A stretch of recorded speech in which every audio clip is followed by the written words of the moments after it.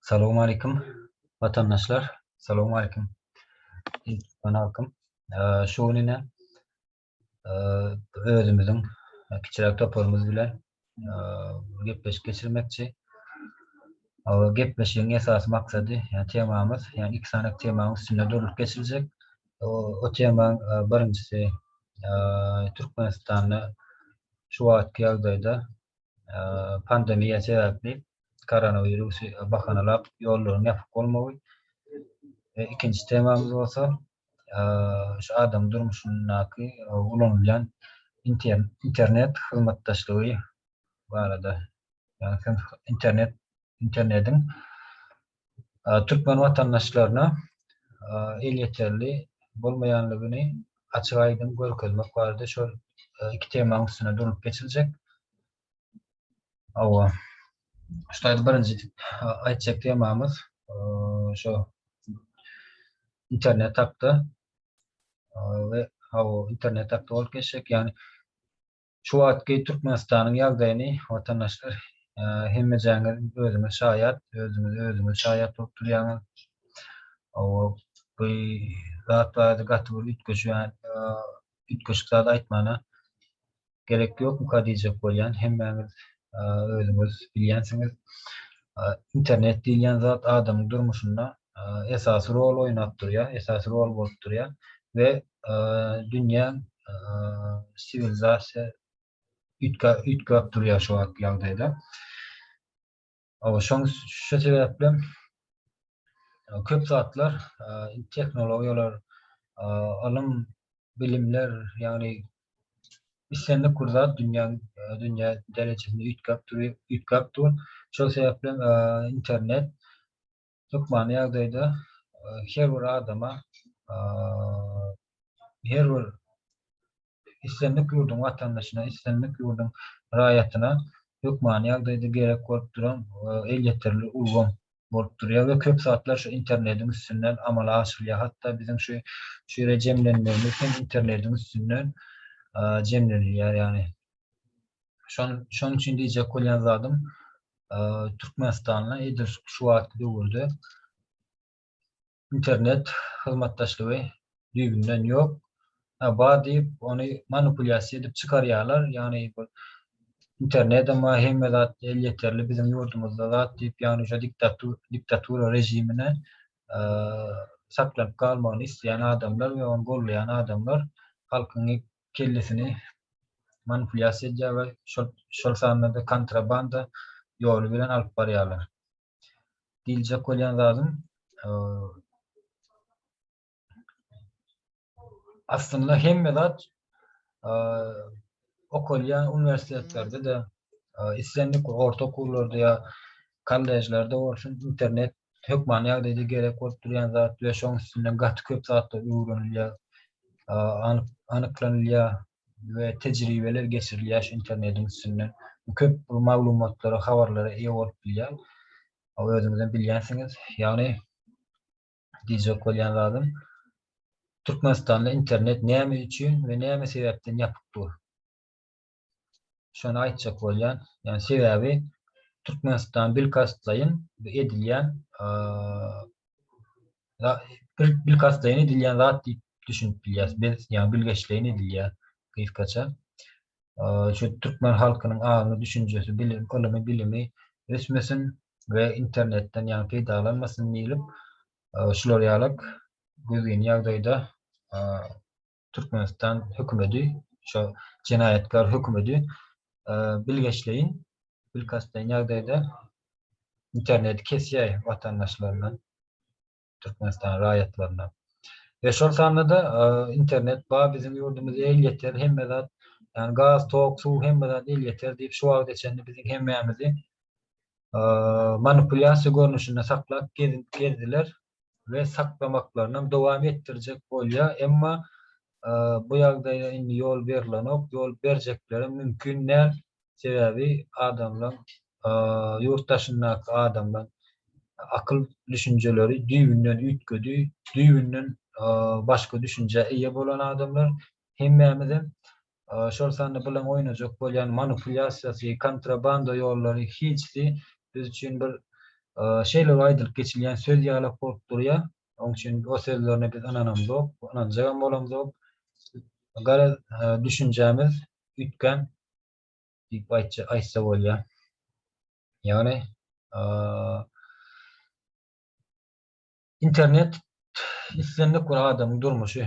İslendik bir adam şondan peýdalanýar, internetten peýdalan özüni gelişdirýär we özüni dünýä äşkär edýär. We özüniň biznesini, özüniň ýani aýdaly karýerasyny gurnap bilýär. Islendik bir adam internetiň üstünden. Türkmenistan özü häzirki döwürde hakykatdan hem ýaşullaryň aýtmagyna görä daş asyryň zamanyna, döwründe ýaşaýarlar diýip ýaşaýanyny diýip aýdýarlar-da öz çykyşlaryny.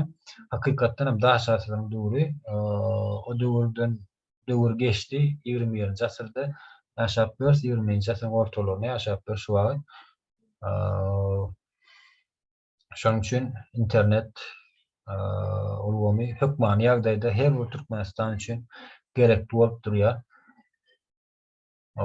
Köp saat internetin üstünden öwrenilýär. Hatda islendik bir zat ýa Türkmenistan dünýäde ýa internet üstünden bilgi alınýar. İnternetde paýlaşylýar. Islendik bir habar bolsun, islendik bir täzelik bolsun, islendik bir açyş bolsun, şo ilk bilen internetde ýaýrylýar. Ýani mass media ýaýranok da diýjek bolan birinjilik bilen internet ýaýrylýar, soňundan so mass media ýaýrylýar. Sosial medialara ilk birinji ýaýrylýar. Diýjek bolan şu wagt Türkmenistanda diktator rejiminde bolsa mass media dowam edýär. Ve şu mass medianyň üstü bilen we halkyň aňyny manipulyasiýa edýär we kontrabanda ýoluny dowam etdirýärler. Buňa da gynansak da Türkmen halky düşünüp bilenok, ýurdun içindekiler absolut düşünüp bilenok, düşünýänler bar, olan bir az miktarda düşünýärler, ýöne ýurdun daşyndakylar ýurdun daşynda çykan adamlar paşty şolaryň bir 5-10% düşünýän däldir, ýöne galan prosenti bu ýagdaýa düýbünden düşünýändir we düşünýänligi üçin hem şu wagtky diktator rejimine garşydyr hemmesi we şol sanda bizem düýbünden ikirlap garşy şol diktatoraň gitmegini isleýäris we öz täze Türkmenistan hökümetimizi gurmagymyzy isleýäris.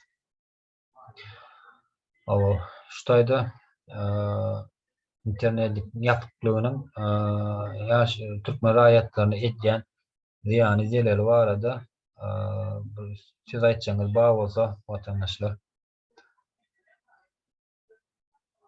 Kim aýtmak isleýär? Sade men aýdyp geçen. Assalamu alaykum milletler. Doğrulum sade ýa belläp geçildi. Doğrulum aýtjaly internetiň Türkmenistan watanymyza bizim ildeşlerimize berýän ziýany ýagny kysıtlama da internet ulgamynda esasy bizden hem imolanýar.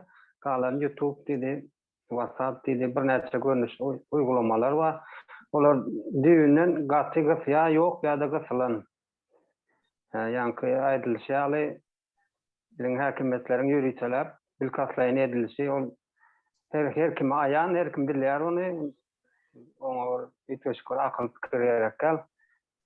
Şol sebäpli näme üçin edilýär? Sebäpleriniň biri internetde ýa-ni gaýtmylaly birden maglumatlar we dünýäň ýerinde hiç olmady öz ýurdun içinde edilen ýalňyşlary izarlap ýani kefitlap bir many çykasa ýetişik düşünje almana mümkinçilik görýär internetiň ýani tezligi dolýar diýende işläp duran ýerde.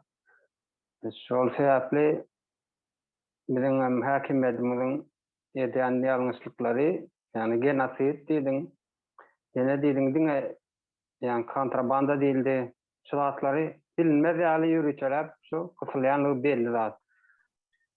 Watandaşlara da şol gaty ziýan ýeter, ýani käl daş asyrda galdy diýilen sözler ýöne aýdylanok. İçinde az nemeni ulan bilen adamlar gaty az. Olaryň ýani sany artsa has boljak. Şoň üçin bizim watanymyzda internet ýagdaýyny açılsa millet, halk köpçülüklerin ilm, bilim, düşünje ýetjek. Soň näme diýsem azatlyk uğrunda birazcık öz pikiri boljak, öz hak hukugyny, borjyny näilerde bezerim, yani savunmalygyny biljek da, yani şo sebäplen gaty gysýalar bizde internetde. Bu taýda bir köşkmen başga aýdyljak zadym ýok. Sag bolun vatandaşlar. Siz kimde bolsa. Savol Serdar ağa doğru belläkleşdim. Yani islenme temada yani manipülyasiya ve şu kontrabandı hareketini olanyalar. Ha, bir kişilere adama yani bu hem de el yeterli deyip şöyle çıkış ettirýärler ve onu gynantyp taşlıya yarım present şoň onan ya özüni manipülyasiya edilýändigine habary ýok, yani öyle bilen ok. Doğru belläkleşdiňiz Serdar ağa. Hakykatdan hem şu internet yapıp hem bilgilerden mahrum edilen onu boyun almamız gerek ve şol şu wagtky jenayet ve diktatura bilkasdaýyn, yani halkymyzy edýän genasidi bu. Hakykatdan hem iş ýüzünde. Başka şu internetin yapıklygynyň ziýany bardy aýtjagymyz bar bolsa barka. Taýda menem bir söz aýdyp geçeň. Ilk baş salam alaykum ýyldaşlar. Hawa menem aýtjagym şu görýänim, bilýänim internet köp zada peýdaly. Yani meselem daýhançylyk, kän ýanky nägili ekip bolýar, ýasaplap ekip bolýan zatlaryny içinde öwrenip bolýar-da hökman gözü bilenem görüp öwrenip bilýär-de.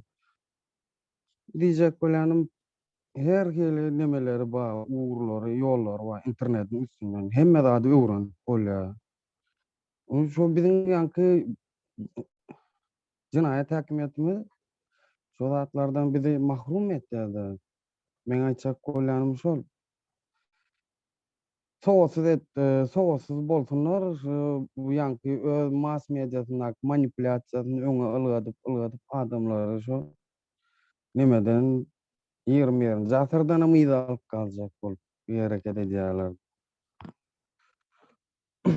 Ana şo men bar aýtjaklym şonda ýanky interneti yapmasynyň sebäbi. Bunu halk bolup talap etmeli. Oğlum Murad ağa. Men işte Başka şu internet barada aýtjagymyz bar bolsa barka aýdylýar.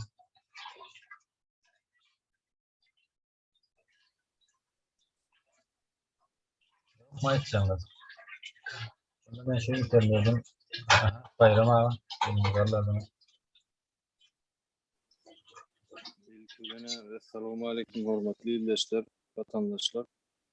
İnternet hakynda benim belli keşifladym bar. Yani bütün dünyada yaşayan adamlar şu ortamda yurdun daşyndaky okap gören, işläp gören ýyldaşlarymyň günlük durmuşynyň köp bölegi eýelýär internet. Ol internetin üstünden ähli isleýän zatlarymyza ähli wagtlandyrýan zatlary biz isleýän wagtymyz İslam mundumuzda biz şonu görüp bilýär. Şo zatlar hakynda bilip bilýär. Ama Türkmenistanyň içinde gynansaň gaçyk täsirçiliklere sebäp bar edilen internet. Bir ýagdaýda Türkmenistan halkyny internet ulgamynda peýdalanyp boljak köp informasiýon täzeliklerden hem ötüşlerden bihabar galdyrýar. Dünýädäki teknologik we beýleki köşmelerden ýyda goýýar. Halky aň düşünje tarapyndan şo ýa-ni belli keşişini alyp has gaty ýyda galdyrýar. Orta asyrlara çelekdiýär sebäbi dünýä bilen deň derejede aň düşünjesini gösmedi sebäplen şu birinji ýerlerde başda gelen wagtynda özümizin şu daşary ýurtdaky biziň ýurdumyzyň daşyndaky jemgyýetlere ýani söz tarapdan, gatnaşyk tarapdan bir ayakta durup bilemiyor. Şolardan ýa-da eýem birinji adymda görkezýär. Özümizde alyp başdan bolsun, alym bilim tarapdan bolsun, özara gepleşip gatnaşyklarda bolsun. Ýa-da mesemelim görnüp durýan. Bul biz näme diýär gynantagan? Beýleki milletleň ýanynda ýa-da adamlar hükmünde biz özümüzi görkezýär şo sebäpli. Muňa internetde gaty uly täsir bar. Internetin ýapyklygynyň şu zatlara men aýtjak bolan adam şu häzirlikçe. Sağ olun Bayram abi, doğru ilak geçtiniz. Aşağıda pena yeni alertler. Salam vatandaşlar, salam illeşler. Benim şu internet urwamy hakda bir aýtsam, bir kağıda aýtyp geçeýin. İnternet diýmeklik men öz pikirim boýunça, öz düşünjem boýunça edil bir deň derejede diýsem boljak, edil iýmet ýalyşy. Bizne iýiçýäta, edil şoň bilen deň. Inha misali daşyndan terede oturýarsyň, olun şu çağa çykmamyz, sadykdak çağalamyzam ýa TV tarapdan ellerine telefonly şu bir zat öwretmese de çala urup dursam ben ýa içine girip at ýadyp zat edip ýa başga bir nemeler bilen şoň höwetleri ýa çykyp urady. Bu TV tarapdan girip dur. Bize bolsa diňe şu yer ýüzünde Türkmenistan ýaly internet pes ulgamy ýok. Ol men şonu 100-200% şonu garantiýa bar, şonu sebäbi ene gorýa solun Täjikistan bolsun, Özbegistan bolsun, niri bolsa da şolaryň haty öleme arkaýyn gepleşiw, motor gürleşiw, motor internetde her hilek memeler bilen pikiram alşyp oturýarlar. İnternetiň üstünde gatyp köýän zatlar bardyr, öwrenmek üçin, ulu adamlar üçin, çağalar üçin. Inha ne diktatorada muny gaty PTD'niň sebäbi misal getirmegem gerek gal görnüp duran zat biz bu zatlar öň bilemez oktuk. Inha şu wagtda daşarýardyk hemme internetiň üstü bilen şu edilýän korrupsiýalar, edilýän manipulyasiýalaryň üstü açyldy. Şol üstü açylmasyn diýip interneti aňyrda Türkmenistany ýapýanlyklarynyň sebäbi şol. Buların edýän owurluklary, milliardlaryny açyldy. Yigitler nime jonu aýtjak bolýanlar şol. Şoň üçin hem şu interneti ýapýanyň diýip sebäbim şol. Heme manipulyasiýa edip Samsung bolup geçişmeli Türkmen. Oň soňundan hem şonu ýok etjek bulan neti. Inha netip boda bu zatlara ýol bermez. Allah ýol berse hem badyň uğrunda düdöler daşyndak Türkmenlerimiň gaty köpüsi bu zatlara düşünýänler. Muny alyp çykar netip boda. Inha men aýtjaklarym watandaşlar. Sağ olun. Sağ olun ýaşly. Doğru ilak geçtin hakykatdan. Şu internet hyzmaty bizim durmuşymyzda esasy rol oturýar. Şoňda durmuşyň ösmegi bilen, ýani tehnologiýa hyzmatdaşlygyň ösmegi bilen hemmeler internetleştirilýär. Ýani online görnüşinde ýerine ýetirilýär. Hakykatdan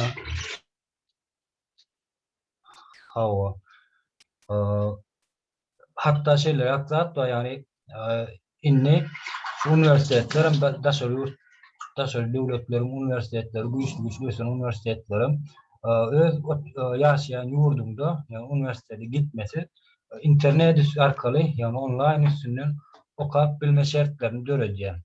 Hatta ösen ýurtlaryň köpüsi bu hyzmatdaşlygy kabul edip alýarlar we şu şertlerden peýdalanýarlar şu internetiň üstünden okaýarlar diýjek bolýanym. Hemmeler internetleştirilýär, ýani aňsatlaşdyrylýar internetiň üstünden amal aşyrylýar. Ýani mass mediada Türkmenistan şu köýne döwrüň zamanynda ýaşaýar, şu mass media ulanyp hemmeler şoň üstünden amal aşyrylýar diýip şu adamlara şu düşünjeni salýarlar. Yani doğru bellek geçtiňiz, yani düýbünden manipulasiýa edip adam samsyk edip geçişdirjek bolýarlar. Emma biz buňa ýol bermez.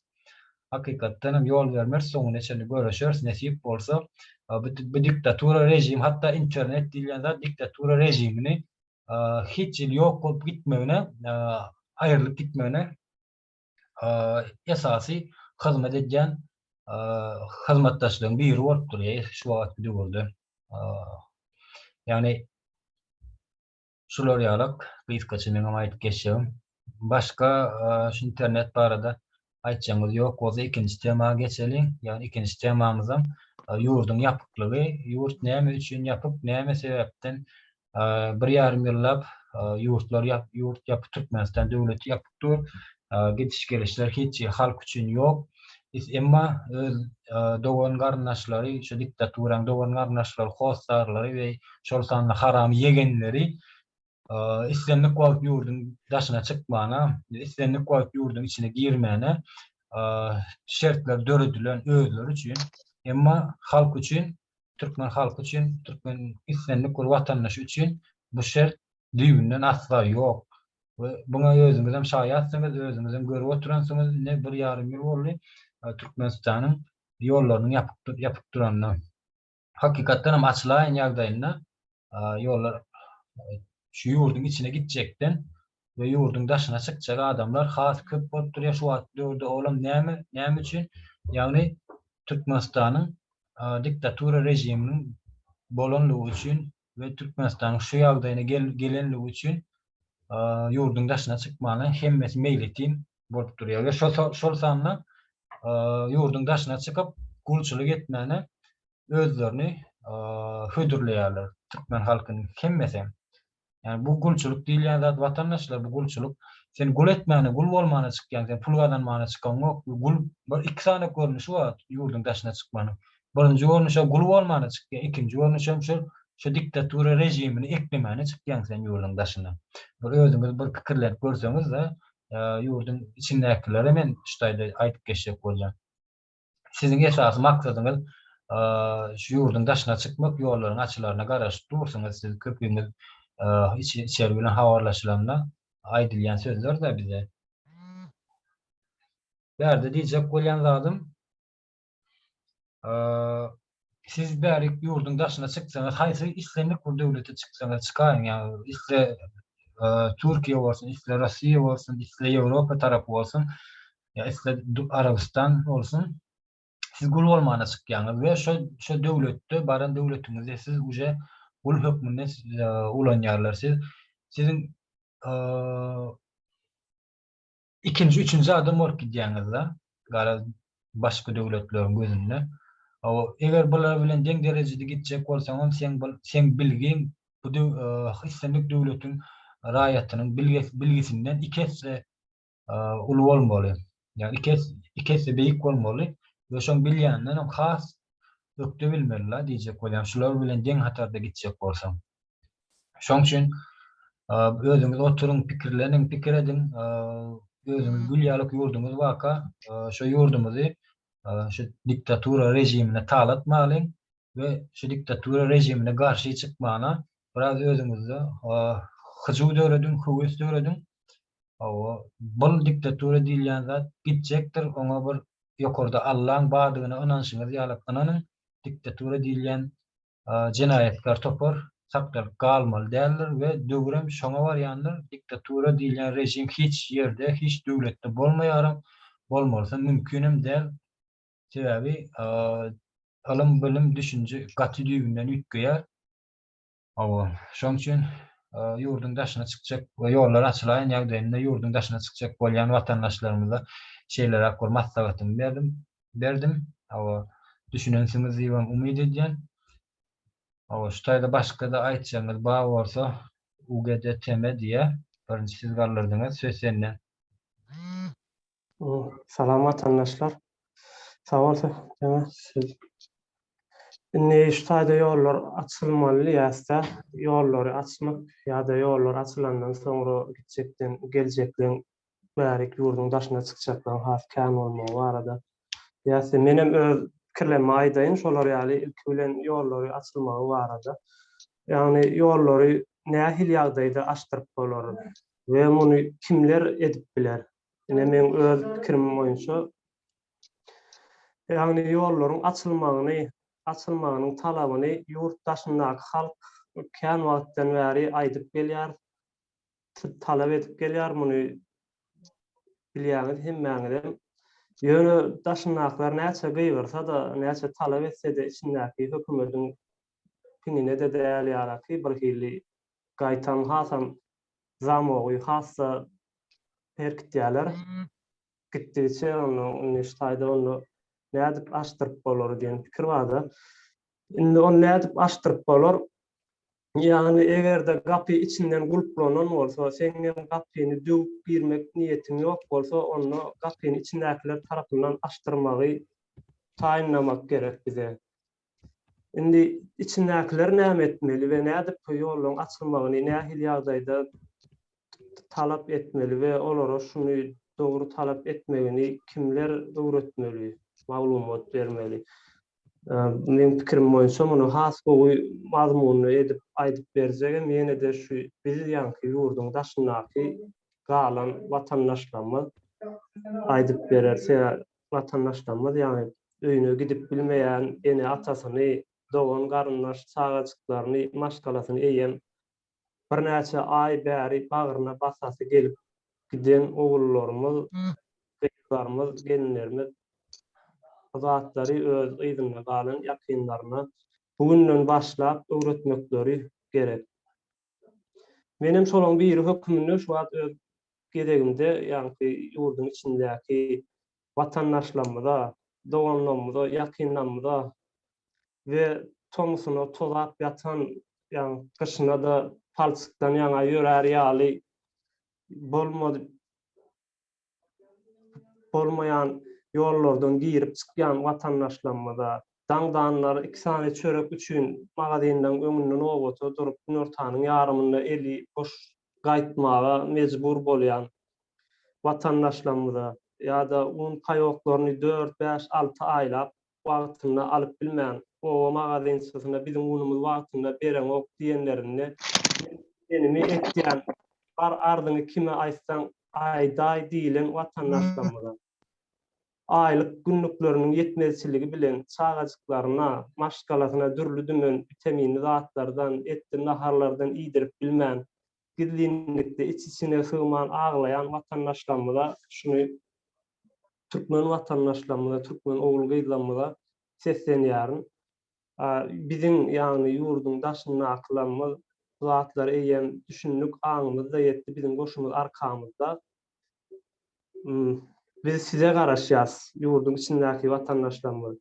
Her bir hojalykda ýurdun daşyna çykyp öýüne gelip bilmän galan dogan garyndaşlaryňyz bar.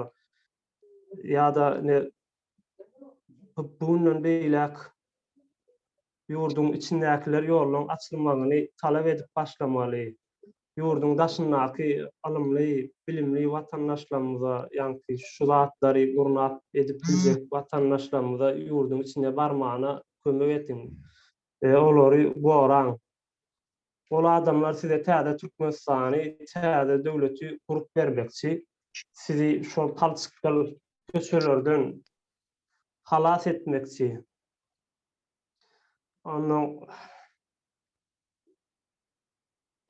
indi şu zatlar aýdyp otursaň ýyzykän, men uzalda oturmaýyn galan näder özümde ýene ýetirjeňiz bardyr. Onu ýene de ikinji bir zat bar, ýanky ýollar açylaýarna diýe Türkmenistana girjek, gitjek adamdan ýygyna çykjak adamlar haskän bolar diýäse, haskän bolar diýen bir gep bar. Şol barada biraz gaýdyp geçeň. Ine ýurdun içindäki watandaşlarymyz bilýän siziň ýagdaýlaryňyz kyndyr, dogry. Bir günlük alýan hakyňyz, bir günlük alýan aýlyňyz $1 ýa-da $2 etýändir, o da aýa köpeldiňde $30-60 etýändir. Muň bilen hem edil häzirki ýagdaýda ýurdun içinde ýaşamak kyn. Onuň üçin hemmesi şol bir yurdun daşına çıkıp 5 manat gazanayın bolmanyny aýda $150, $300 alyp bilerim diýen niýet bilen çykmak isleýänsiňiz.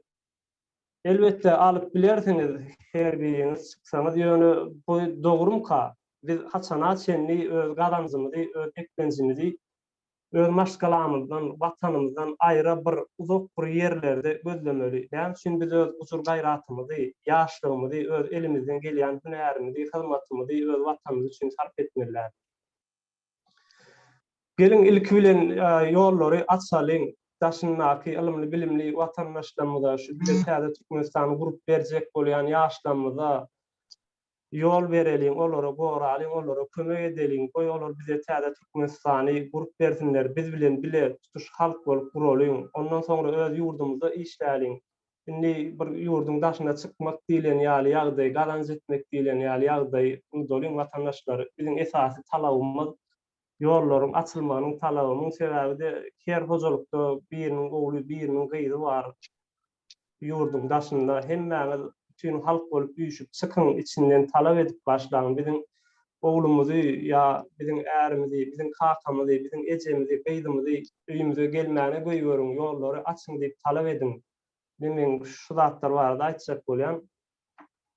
Ýerden aýtjaklaryňyz bar bolsa başga da Sag bol dogun dogry belläp geçdiň. Şuýda Baris Türkmenliýe elini aldatdy. Söz senden Baris. Selamünaleyküm vatandaşlar, sağ ol söz verenim için. Menem näme geçecek yurt dışına çıkmak bu arada näme derecede doğru. Yani biz de çıktık, näme gördük, hiç sat göremiz. Onun için näme demek isteyen, Türkmenistan içindekilere demek isteyen bir zatım var. Yani yurt dışına çıkana çelli yurdun içinde kalıp göreşti ki devam ettirmeyin. Onu düşünmeler gerekiyor.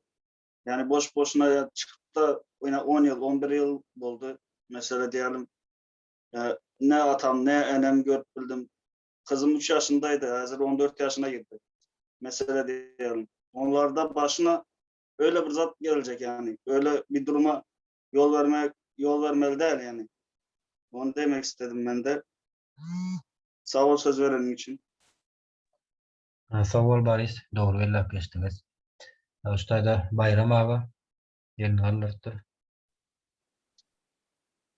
Menem bir gosmaça aýdyp geçeýin ildeşlerimden aýdan sözlerine ana şu gün halkymyzyň köp bölegi durmuş ýagdaýlaryny gowlandyrmak üçin ýeketäk çözüp tökmünde şu daşary ýurtlarda gazanç etmeli.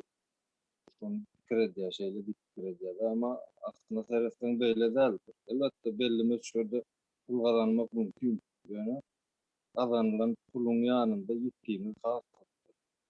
Misal bilen aytıp geçtik, belli geçtik.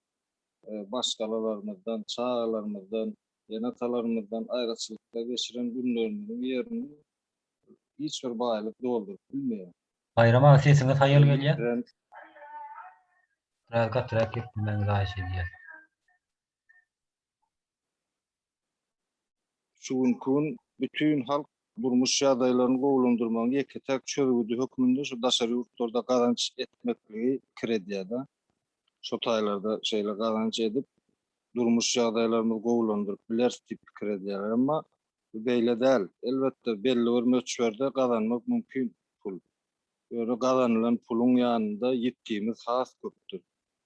Bu mesele hökmünde de ilk bilen maşgalalarymyzdan, çağlarymyzdan, enatalarymyzdan aýraçylykda geçiren günlerimiz yerini hiç bir baýlyk doldurup bilmez. Ýitiren taglygymyz ýurdun daşynda gazanan pulumuz bilenem dikelip bolmaz. Gowdurmuş daşary ýurtlarda gözlemeň ýerine öz göbek kanymyzyň daban ýer bolar. Ata watanymyza eýe çykyp şo taýda durmuş şertlerimizi gowlandyrmak üçin göreşmeli mukadimden hasap edýän ähli ildeşlerimizden şu taýda söz alyp öz pikirini beýan edip oturan ildeşlerimizden şu çykyşlary diňläp oturan ildeşlerimizden ähliniň ýürek duýgusynyň şu boldugyna bolýanyna ananýan doly şeýle ýagdaýda seretsek şu hemme Türkmenistanly ildeşlerimizin bu vatandaşlyk borjudur. Ýokmany suratda. Şuňky günüm aýraçylyga sebäp edilen ýurdun içindäki ýa-da ýurdun daşyndaky halkyň arasyny ýapyp duran döwletiň kanunlaryň arkasyna bukulyp öz şahsy gahbetler üçin maşgalalaryň arasyna atýan jenaýatkar topar aslında halkyna hyzmat etjekdigini kasam edip wezipe geldi. Emma häzirki döwürde halkyny başga milletleriň gapysynda hyzmatkar ul derejesine getirip koydu. Bu ýagdaýda görüşimiz ýaly akwalymyz biz şeýle adamlaryň elde berip hiç wagt bu durmuş görmejegimizi düşünmeli. Sebäbi biz onu öz durmuşymyzda, öz ýaşaýyşymyzda başymyzdan geçirip durýarys bu zatlary. Ondan soň öňürtü bilen muňa da ýurdun daşyna çykan aň düşünje güýji hem zähmet güýji bolan ildeşlerimizin göz ýetirmesi ören mühim bolup durýar. Görnüşde kada kanunlar, alınan kararlar halkyň bähbedine bolmaly, emma hemmemiň öz durmuşymyzda başymyzdan geçip duran ýagdaýlara sinetsek böyle görünmeýär. Diýmek hakykat beýle däl. Mundan soň halk islerini köpçülüklerin talap etmekden başga çykalgasynyň ýoklugyna göz ýetirmeli. İldeşlerimiz hakykatyň nähildigini görmeli, öz başymyzdan geçirip duran zatlarymyzy gowlandyrmak üçin durmuş şertlerimizi hökmany suratda talap etmeli.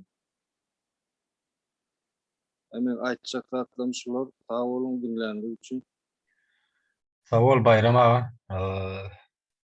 Aýdyp geçen sözlerim üçin köp minnetdar. Hakykatdan hem bu diktatura, ýani Gurbanuly Berdimuhammedow ýurt başyna gelende söz berip geldi. Ýani meniň ilkinji aladam halkym bolar diýip geldi we aladasynyň halk edýänligini hemmäňiz şaýat. Şu wagt halk edýän aladasyny ýa-da öz haram tohum edýämi onu hemmäňiz bilýäňiz. Bir diktatura diýilen zat bu aslında görüp otursak bizim başta hakykatdan hem bir görüş bolunmayan bir duran bir şeyle bir güýçli bir neme gözümize gelýär-de. Güýçli bir hereket edýän güýjüne de neme bolmajak bir ulu neme zat gözümize gelýär-de. Hakykatdan hiç zat eken diktatura rejim diýilen rejimi hiç zat bolup durýar. Yani käbir watandaşlar bunu düşünüp bilen bular şu ýalanyň üstüne ýalan bilen türkmeniň kellesini manipulýasiýa etdiler we şonuň üstüne alap penidem dowam edýärler, watan satan habarlaryny özüňizden şaýatsyňyz.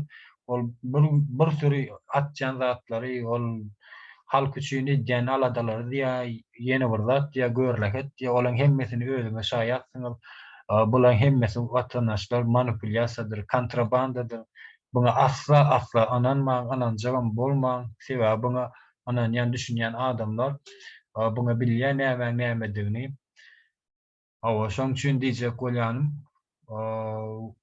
öz watanyňyza eýe çykalym, daşyna gulçuluk bolmana çykmalym. Ýagny özümiziň gülýärmiz ýurdumyz we şu ýurdumuzy düzeltmäne çalışalım. Ananyň şu diktatura diýilen rejim aýylsa Türkmenistan düýbünden üýtgejekdir we hakykatdan hem dünýä derejesine goşuljakdyr. Şu wagtky diýilen zatlar, aýdylýan sözler, ýani watan satan habarlaryna Gurbanuly Berdimuhammedow özüniň gepleýän sözlerine asla bir ne many bar, ne düşünje bar oň gepleýän sözlerinde. Esasy diktor, ýani agzyny bir begemodyň agzyaly edip bir demin almany ýetişene bol gepleýän diktor mümkin näl onu öwüp arşa çykarmasy.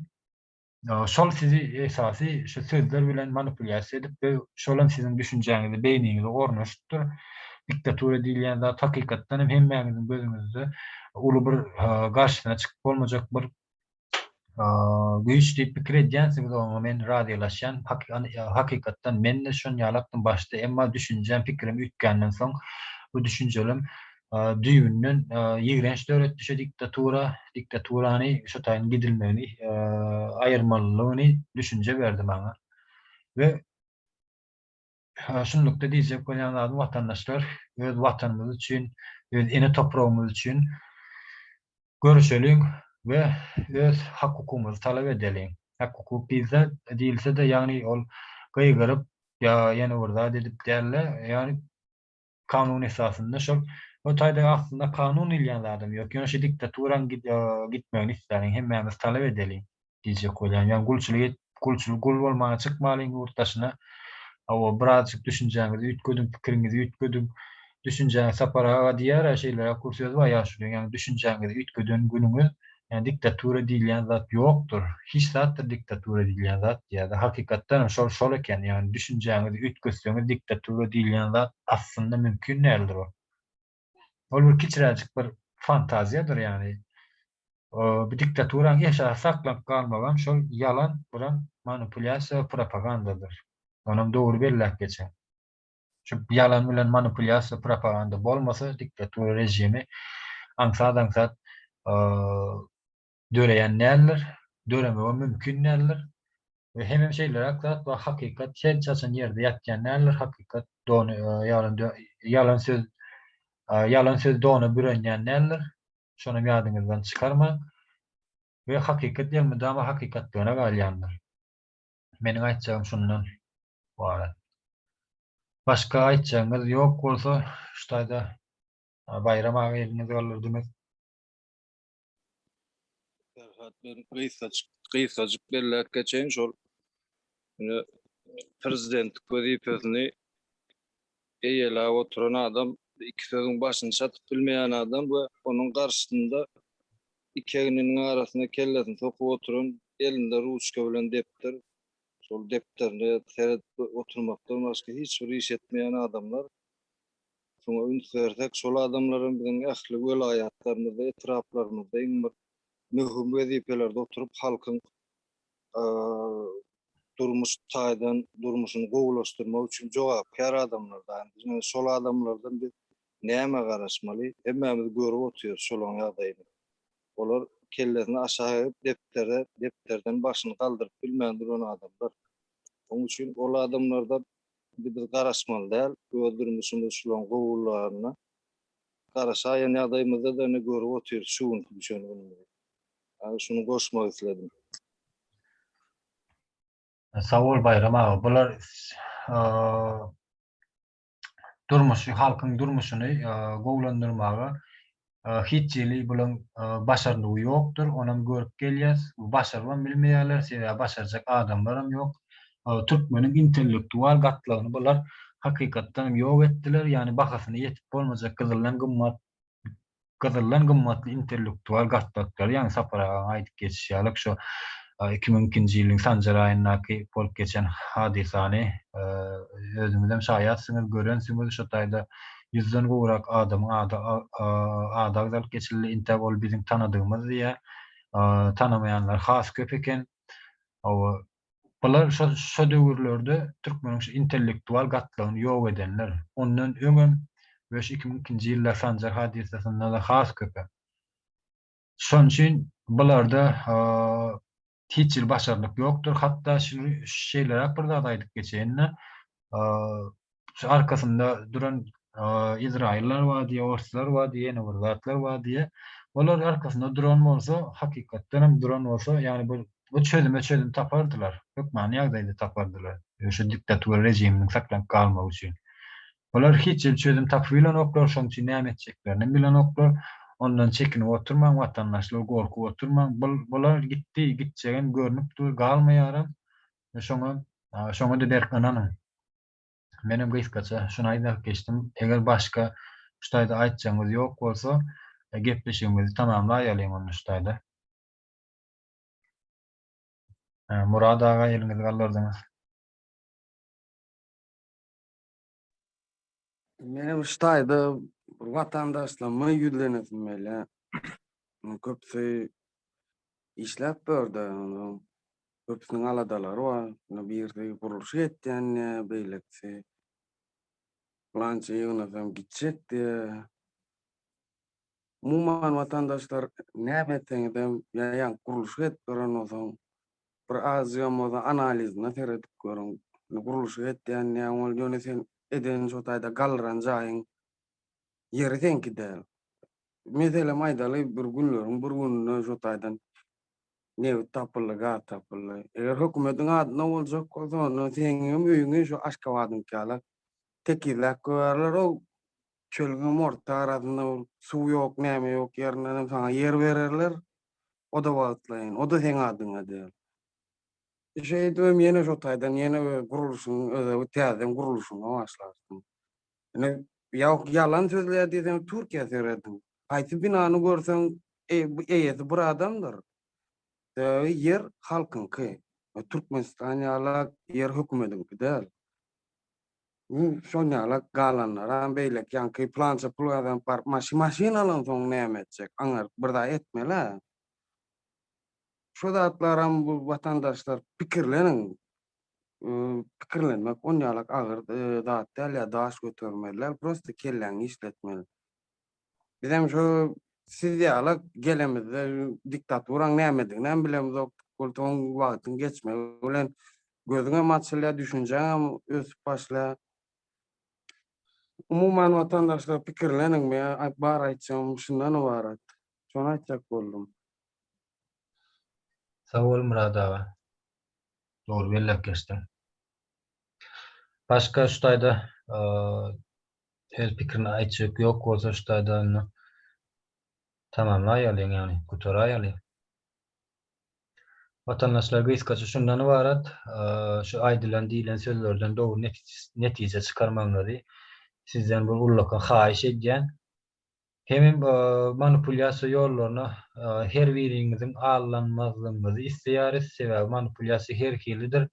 We şo diýilen sözlerden netije çykaryň we şonu ýydarlaň, ýani suw dediň, ýani özüňiz öz ýanyňyzdan şo anlygyny etdiň da her bir aýdylýan sözlerim, diýilen sözlerim.